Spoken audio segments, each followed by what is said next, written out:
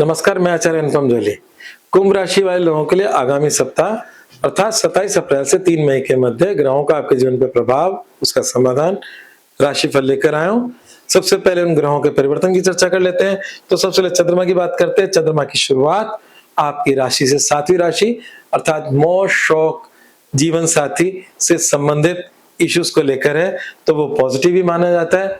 हालांकि केतु यहाँ बैठा है, वो कष्टकारी है, पर चंद्रमा यहाँ पर एक टेम्पररी, एक पॉजिटिव वातावरण बना रहा है। इसके बाद चंद्रमा का 8वीं राशि से गुजारा होगा, यहाँ से निकलेंगे और वो आपके लिए कष्टकारी होगा, निश्चित रूप से कष्टकारी होगा। और यहाँ से जब निकलेंगे तो उस कष्ट से मुक्ति होते हुए हम आपके करियर राशि में पहुंच जाएंगे, जो बहुत ही शुभ लाभकारी है। तो सप्ताह की शुरुआत, सप्ताह का अंत बहुत ही अच्छा है। मध्य में थोड़ी सी चिंता और परेशानियां हैं। ये चिंता परेशानी क्यों होती है? इस घर में जब भी चंद्रमा यहाँ से गुजरता है तो हम कोई शुभ काम नहीं करते, मतलब ये आपके मुहूर्त के अंदर अवॉइड हो जाता है। तो पहली बात क्यों होता है? क्योंकि यहाँ पर नुकसान के चांसेस रहते हैं। यहाँ पर नुकसान, एक्सीडेंट, चोरी, इस तरह की बातें संभव हो सकती हैं। कोई निवेश गलत हो सकता है, वो आपका पैसा डूब गया, तो इस तरह के, इसलिए कोई नया काम शुरू नहीं करते। तो आपको 2-1 दिन आपको मतलब चिंताजनक है। वो समय 28 अप्रैल से 30 अप्रैल दोपहर 1:14 तक। तो 28 अप्रैल से 30 अप्रैल 1:14 तक आपको केयरफुल रहना होगा। पर 30 अप्रैल को एक अच्छा काम हो रहा है, एक अच्छा परिवर्तन हो रहा है ग्रह का, वो हो रहा है बुध का। बुध सुबह 6:52 पर चेंज हो जाएंगे। बुध वर्तमान में नीच के हैं और वो मेष में आ जाएंगे। और जहां पर नीच के हैं वो आपका परिवार का स्थान है, परिवार में परेशानी, धन का स्थान है, धन में परेशानी, और दोनों परेशानियां बहुत बड़ी परेशानी है। बुध के हटने से कुछ रिलैक्स जरूर मिलेगा आपको।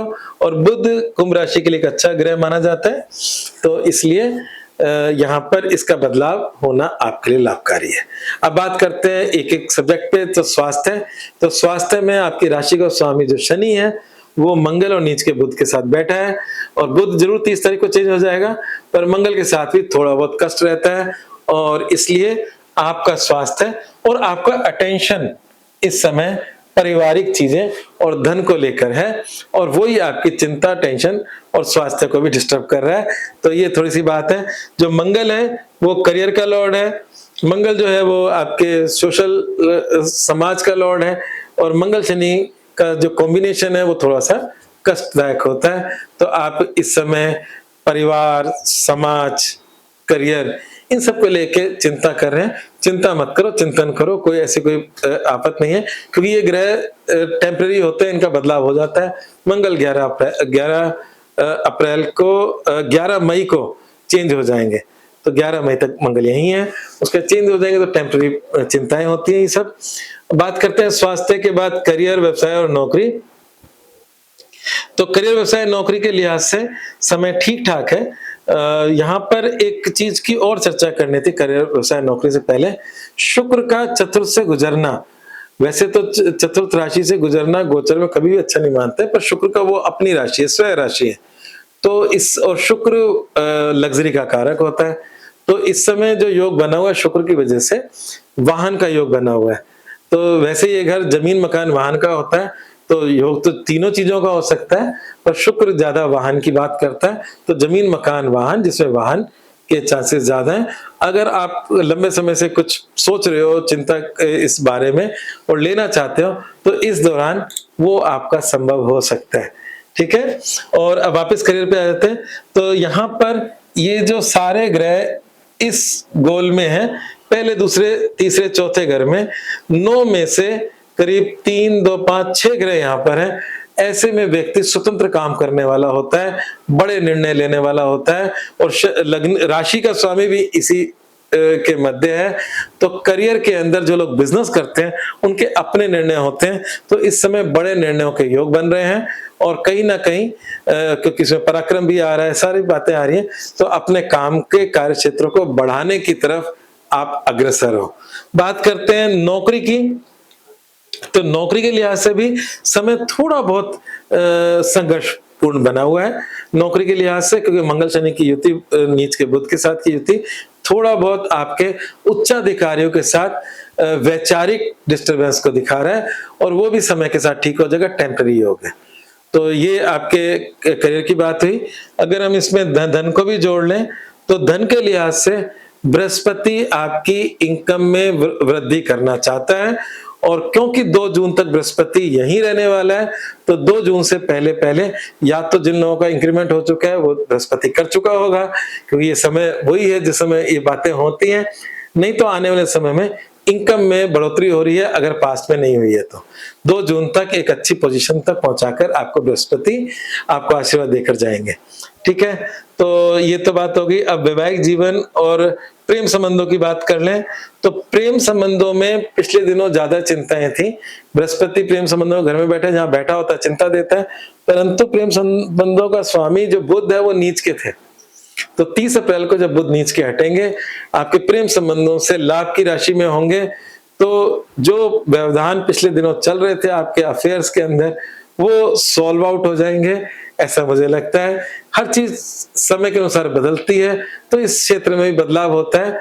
तो जो लोग अभी थोड़ा सा धैर्य रख लें, 30 तारीख तक अगर कोई आपके संबंधों में बिखराव आया है तो उसको मनाने का जो समय है वो 30 के बाद है। ठीक है, और अगर वैवाहिक जीवन की बात करें तो वैवाहिक जीवन में लंबे समय से केतु है, आपके जीवन साथी का व्यवहार थोड़ा सा चिंताजनक चल रहा था, परंतु उच्च का सूर्य होने की वजह से अभी चीजें थोड़ी बेहतर बन रही है। आपके जीवन साथी का प्रभाव आपके जीवन के अंदर पॉजिटिविटी को लेकर आएगा, कुछ मतलब कुछ बढ़ चढ़कर लेकर आएगा। सूर्य आपके पराक्रम राशि में है, आपके जीवन साथी के साथ किए कार्यों में आपके पराक्रम में वृद्धि हो रही है और नेम फेम में वृद्धि हो रही है। तो इस समय टेम्पररी जो समय है वो अच्छा है। केतु का उपाय आप निरंतर करते रहा करें। हालांकि जो मैंने महा उपाय जो दे रखा है वो कालसर्प योग की पूजा और शिव की पूजा शेषकर बताई है। कालसर्प योग की पूजा राहु केतु के बीच में सभी ग्रह आ जाते हैं तो कालसर्प योग बनता है, पर यहाँ कालसर्प योग इस हफ्ते ब्रेक होने वाला है। मतलब पिछले कुछ समय से बना हुआ था, चंद्रमा जो है यहाँ से निकल जाएगा, निकलते ही ब्रेक हो जाएगा, पर फिर भी ये पूजा आपको लाभ देगी। तो अभी जो है आप कालसर्प योग की पूजा कर सकते हो, ब्रेक होने के बावजूद भी आपको लाभ देगी। चंद्रमा खुद शिव को मतलब कहीं ना कहीं गौरी और शिव को प्रदर्शित करते हैं, और अकेला चंद्रमा का बदल यहाँ से निकलना, ये इन चीजों के में ये पूजा आपको आपकी सारी चीजों को व्यवस्थित कर रही है, इसलिए मैंने लिखी है। और दूसरा है कि जो मूल मंत्र है अपनी वाणी पर संयम कर रहे हैं, क्योंकि आपकी वाणी भाव में नीच का बुध, मंगल और शनि बैठे हैं। नीच का बुध चेंज भी हो जाएगा, मंगल शनि की युति कोई खास अच्छी नहीं है, मंगल हटेगा तब जाके कुछ चीजें सुधरेंगी। तो मंगल शनि बुध की युति आपकी वाणी भाव में डिस्टर्बेंस कर रही है, और आपके वाणी की वजह से आपके संबंधों में कटुता लेकर आ रही है, और उसमें भी पारिवारिक संबंधों में कटुता लेकर आ रही है। तो इसलिए मतलब जब भी बोलो मीठा बोलो, है ना, इस चीज का अपना अभ्यास करें। तो कई बार हम अपने ग्रहों को जानकर अपने पे कंट्रोल करके चीजों को बचा सकते हैं। तो ये इस हफ्ते का मूल मंत्र था। अगर आपको मेरा राशिफल अच्छा लगा तो मेरे चैनल को सब्सक्राइब करें, लाइक करें और शेयर करें। धन्यवाद।